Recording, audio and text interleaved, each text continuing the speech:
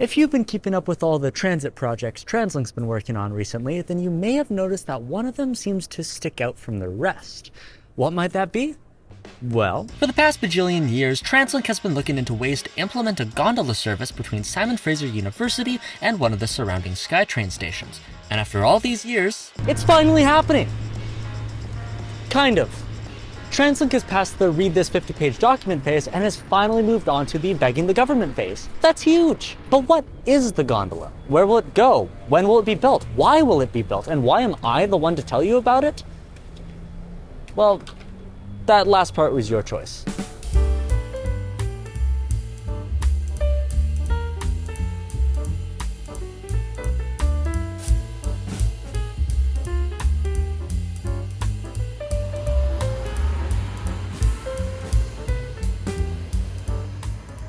Hi, my name is Arden English, and I'm a student here at Simon Fraser University.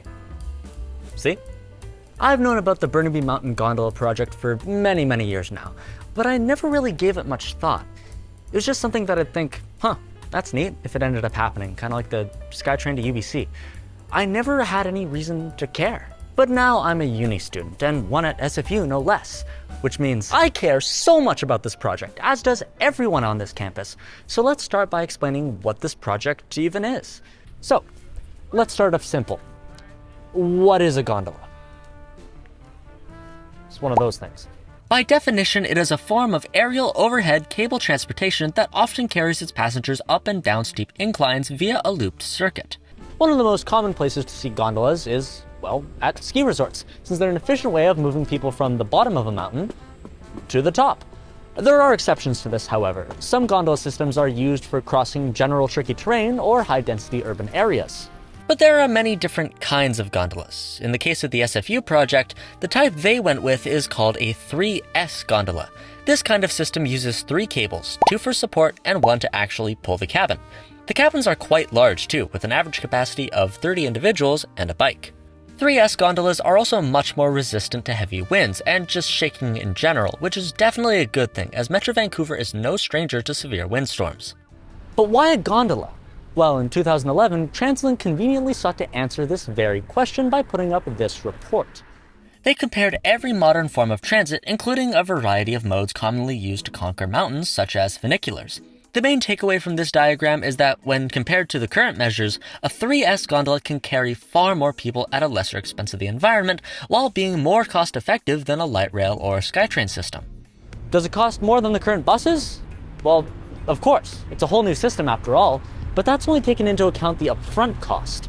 That same 2011 report estimated TransLink would save $2 to $5 million per year in operating costs, and taking inflation into account, it's probably much more than that. The final business case will provide a more modern estimate when that ends up being published. The goal of the project is to move more people between the university campus, as well as its surrounding city, and central Burnaby in a more direct, cost-effective, and reliable manner with an overall higher capacity. But speaking of which, let's talk about the route.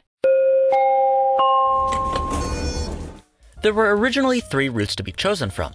The first option being from the current bus exchange to Production Way University SkyTrain station, with a travel time of about 7 minutes. The second option is a roundabout route from Production Way, close to Burquitlam following Gallardi Way, then to the bus exchange with a travel time of about 11 minutes. And finally, a third option between Lake City Way Station and the Transportation Center, with a travel time of 10 minutes.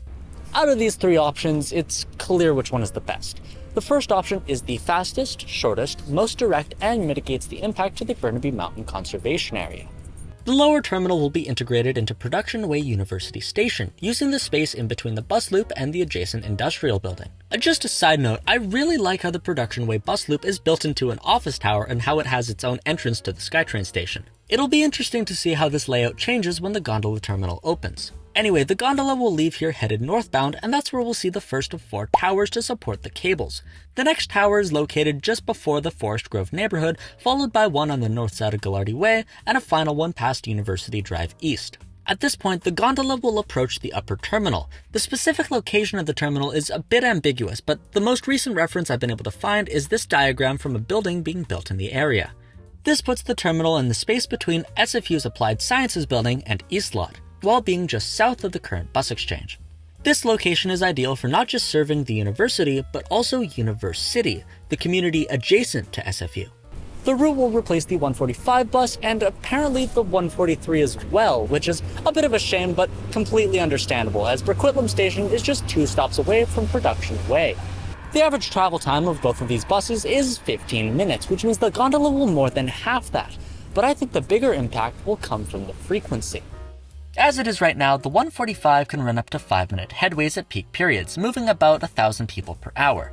The gondola, on the other hand, will have the ability to run every minute, which adds up to 3,000 passengers per hour. Although the individual capacity of a gondola cabin is no match for that of an articulated bus, because the gondola can run faster and more frequently, it's able to carry 3 times as many people. Frequency aside, travel time is still very important for many people, and the gondola takes this category in spectacular fashion. Congestion is non-existent for gondolas, and it's definitely hard for them to run late since they're all running on cables. The 7-minute travel time is locked in, which is huge for students who might be getting out of their lectures and looking to catch a quick trip down the mountain. It's also important to remember that even if the travel time of a bus is 15 minutes, if said bus is full, late, caught in congestion, or all of the above, that trip can end up becoming 30 to 40 minutes instead of the usual 15. And SFU is quite susceptible to unexpected delays, especially with the weather since it's on a mountain. Close enough. Like I said before, TransLink has officially passed the read this 50-page document phase. That means we're almost on the construction phase, right? Not quite. We're still currently in the business case development phase, which is set to wrap up later this year. The next major step after that would be the investment plan and subsequent project approval. Then we can finally get onto construction. And I'd like to imagine that compared to other current transit projects, that this one will take less time to complete, as it's just 2 terminals and 4 towers. Knock on wood. Now, it's hard to be 100% positive with this project, as it does have some shortcomings, as does anything pretty much anywhere. One recurring question I've been seeing a lot online is, but what if I'm afraid of heights? And, well... Honestly, there doesn't look to be like much of a solution to this problem. Since the 145 and 143 bus routes will be decommissioned, there won't be a ground level option for those traveling up the mountain, besides going way out of your way to take the 144. You can't just tell people to get over it. Some people do have a genuine fear of heights, and it's understandable that a gondola won't be that appealing of a service to them. My solution to this would just be to keep the 145 in service on a very limited schedule. Though not anywhere in the plans currently, this could also help ease some people who may be on the fence into trying out the new gondola system. It would also help with servicing the local bus stops not serviced by the gondola. It would be like how the 319 was kept around after the R6 Rapid Bus debuted, to fill the gap between long haul and local trips. And besides, this way they can still use that left turn bus lane along the route. A different issue is one for those who live in the SFU residency buildings who will be losing most of their service around the campus. The simplest solution to this would be to implement a community shuttle service similar to UBC's 68. Something simple that would run the standard SFU loop from the residences to the transportation center and city. Or just run the 144 more often to fill the gap. One small issue that isn't exactly the fault of the project, but doesn't do wonders for PR, is the fact that most students here at SFU right now won't be here when the project ultimately opens. I think, unfortunately, by the time it actually gets built, I'm probably going to be graduated. I think it's a shame that we won't be able to be here when the gondola is actually implemented. And these are people who would actually take the gondola if they could. The transit experience here at SFU isn't always that great for a variety of reasons. I actually have never used transit to get to SFU a single time. On Saturdays or Sundays, I noticed that the buses from Burquitlam don't run anymore. It's okay. Like, it's not too bad. It's kind of busy, and the snow days are the worst. But there's a far more pressing matter that I've been seeing discussed recently, that being the privacy of those living in the Forest Grove neighborhood located directly underneath a part of the gondola line. The good news on this front is that TransLink has stated that they intend to use auto-tinting windows for when the gondola is passing above the community. But speaking of those living under the gondola line, there's been a significant amount of pushback amongst these citizens. Every time new information is shared about the project, I've noticed a particular group popping up on YouTube and other platforms called Stop SFU Gondola. Opposition groups like these are nothing special. In fact, I've touched on the concept before in my White Rock High Rises video. But they have a tendency to get easy media attention, be it with the news or simply Twitter. And sometimes it can be almost impossible to counter them. An example I can distinctly remember is that of the R2 Rapid Bus. When it was originally designed, the plan was for it to go from Phibbs Exchange all the way well into West Vancouver. but the western portion was cancelled after a small group of organizers spoke against the removal of street parking that would later become bus lanes. At the end of the day, all these people are doing is organizing for a cause, and there's nothing wrong with that. In this case, losing 24 parking spaces was enough to cancel nearly half a rapid bus route, and the media attention wound up primarily covering the opposition side because there was no supporting options other than TransLink or the government, who would obviously be biased in this situation. That's where groups like Movement, Metro Vancouver Transit Riders, come in. Started by former TransLink planner of 10 years, Dennis Agar, to organize people to work together to make transit better and give the everyday transit rider a significant voice. Now I gotta be completely transparent with you guys. I am actively involved with Movement and their campaigns. I've even edited a few of their videos. All this because I ultimately believe in their cause. But a few months ago, I got the chance to talk to Dennis about all things Movement and the Burnaby Mountain Gondola. And although he doesn't have any personal involvement with the project, he still had much to say on the matter. When the gondola was first proposed, it had one of the best cost-benefit ratios anyone has ever seen because of how much faster it'll be. I mean, how many buses get pulled off of those routes and can be repurposed onto other routes. But the gondola is a great example of a great project that will free bus riders from like a really bad ride. These buses are slip sliding up the hill. The motors are catching fire because of how much strain the buses are under, because they're filled with 110 people and they're just constantly going up and down this, like, I don't know, 10% grade or whatever. And the gondola is going to be faster and more frequent and cool and comfortable and cheap to operate. Like, this is one of the best value rapid transit projects that anyone could ever dream up. Like, this is truly a unicorn rapid transit project. Now, this is interesting because when the gondola was first proposed, the estimated cost of the project was $120 million, which was absurdly cheap. Since then, the price has jumped to $210 million, and it'll surely jump again considering the state of inflation with construction costs and such, as that was a pre-COVID estimate.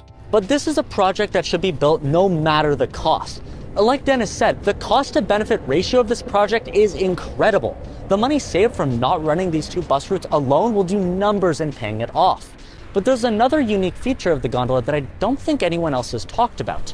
The transit routes in Metro Vancouver that cater to tourists tend to get a lot of cash fares. And I expect the gondola to generate a ton of cash fares, right? People just going up there and joyriding. And so it may actually pay for itself. And this is key. People pay absurd amounts of money to ride the gondolas in Squamish and Whistler. And although Burnaby Mountain may not be as high as either of those routes, I'd argue this is still a view worth seeing for a single transit fare.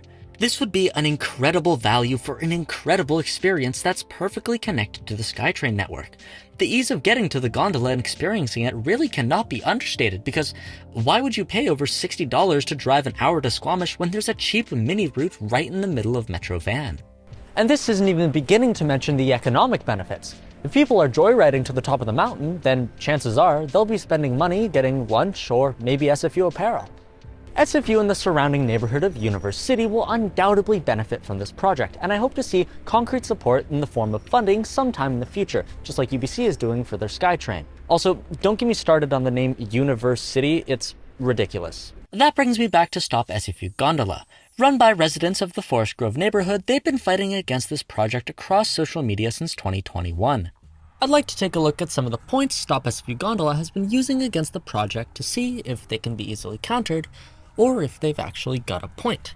First and foremost, I'm consistently seeing the rhetoric that the funding for the gondola could be better spent upgrading the current bus system.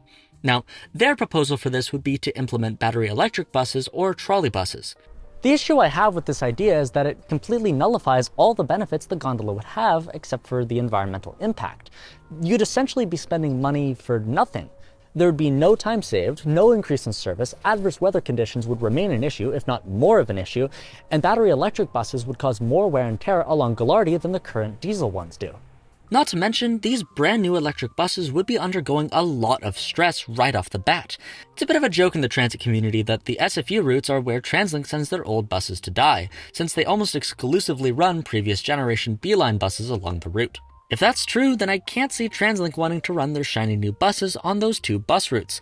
The cost to maintain the 145 and 143 buses is already ridiculous, and at the end of the day, the gondola would save TransLink all this money with the same upfront investment. Another point this group often brings up is that the route doesn't deserve a gondola. The metric used to support this is that the 145 is the 42nd busiest bus route in Metro Vancouver. Now, it's important to remember that this project isn't just addressing the current demand, but also increasing demand over the next 30 plus years. And even if the 145 is the 42nd busiest bus, it is still a route that is incredibly susceptible to pass-ups due to full buses, and pass-ups cost TransLink tens of millions of dollars every year. Stop SFU Gondola suggests that more bus routes would resolve this issue. In a 2022 Burnaby Now article, they suggest a route down Gillardy to Lougheed Station and a route along North Road extending the 143 to Lougheed. The issue with these routes is that they're completely redundant, simply extensions to the existing 145 and 143 that run slower than the SkyTrain that they would parallel. The reason additional bus routes haven't been considered in place of the gondola is because buses are still vulnerable to the elements, traffic congestion, and basic human error that comes with a non-grade separated transit line. TransLink has already stated that additional buses will not solve the current and future capacity problem. The current routes already operate up to 5-minute headways at peak periods. I mean, how much more frequent can it get? I really like this comment from their 2022 Burnaby Now article. One of these options is designed to transport people up and down mountains, and the other option is a bus. Now, this group and others have many more arguments, so for the sake of time, I'm going to cover as many of them as possible in a quick, rapid-fire,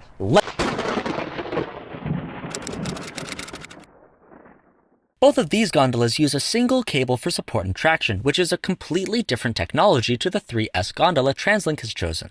3S gondolas provide redundancy in terms of safety alongside being more stable in adverse conditions. Not to mention, this gondola will operate in far less harsh conditions than Whistler. And to the point of this being a vandalism target, I'm not really sure how you could measure such a metric. This will be in a highly populated region with people passing by it several times a minute, so it'll be difficult for someone to sneak up the 80 to 90 meter towers.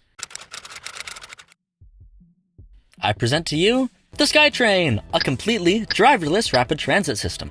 You know what both this and the gondola have in common? Specialized attendants at the stations and terminals. And if you think 7 minutes between stations is enough time for you to get murdered, then you have the wrong image of public transit in your mind.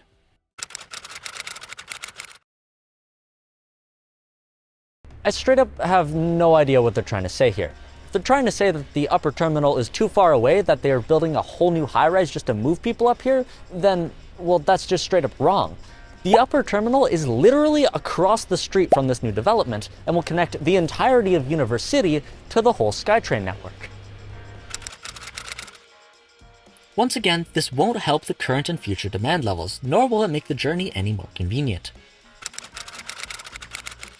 First and foremost, the route chosen has the least impact in the conservation area. The most impact will come from where the towers are, and there are only 4 of them. The rest of the route could still have a healthy undergrowth for all wildlife. This argument also conflicts with the idea to widen Gillardy for increased bus service, as that would impact more of the conservation area than the direct route of the gondola. Now, this is an interesting one. The clip they used to argue this point is this video of the peak-to-peak 3S gondola at Whistler Blackholm. What's the issue with this? Well, it's fake. The audio in the video has either been drastically increased or isn't the original audio at all. For sake of reference, here's an actual clip of the noise of the gondola from inside the cabin with the windows open.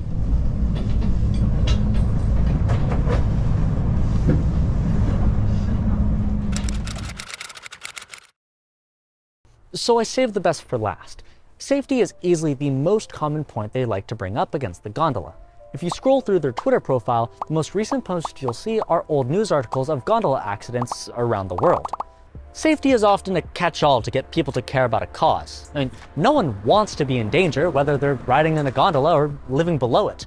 But the issue here is that the facts greatly dispute the claims. Sure, there have been issues with maintenance and vandalism with gondolas around the world, and people have unfortunately passed away or been seriously injured in such incidents.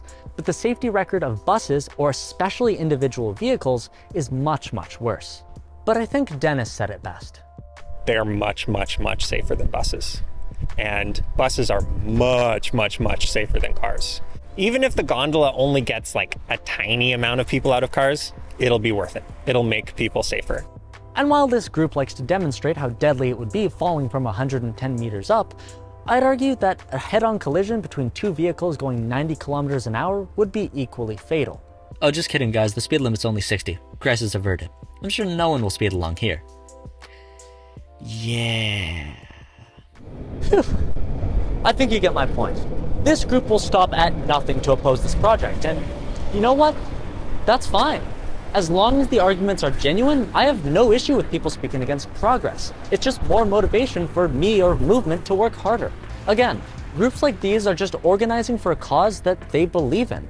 And while I don't agree with their ends, I can at least recognize the effort that they're putting in to work with their community and express their feelings. That being said, I kind of find a lot of their credibility gets lost when you realize that the majority of their posts just come down to simple fear-mongering. Especially recently with all the posts about gondola failures or crashes locally or around the world.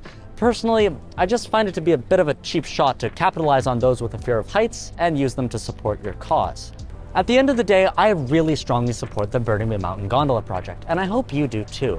This project needs more attention, it needs more support, it needs to be funded, and it needs to happen soon. So if you've agreed with any of the points I've made throughout this video, then I encourage you to spread the word.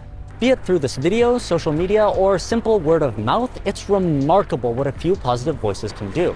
And to facilitate this for you all, I've provided a list in the description of Burnaby City Council and local MLAs who will eventually be responsible for funding a portion of this project.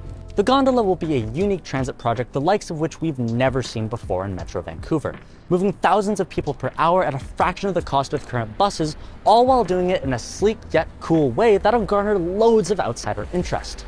And honestly, if the SFU route really is where TransLink sends their old buses to die, then maybe this is a project worth breathing some life into.